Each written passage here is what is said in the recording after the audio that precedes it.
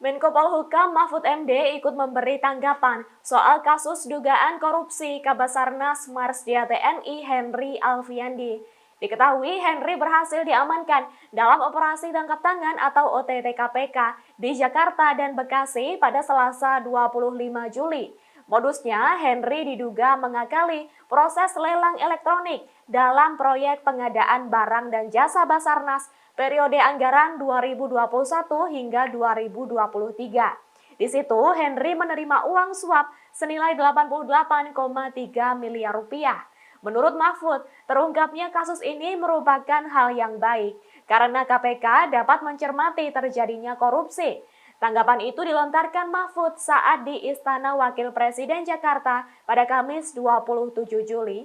Ia pun menegaskan, siapapun pihak yang melanggar aturan dan merugikan keuangan negara itu merupakan tindak korupsi. Mahfud pun yakin bahwa KPK akan terus membongkar modus-modus korupsi yang dilakukan dalam kasus ini.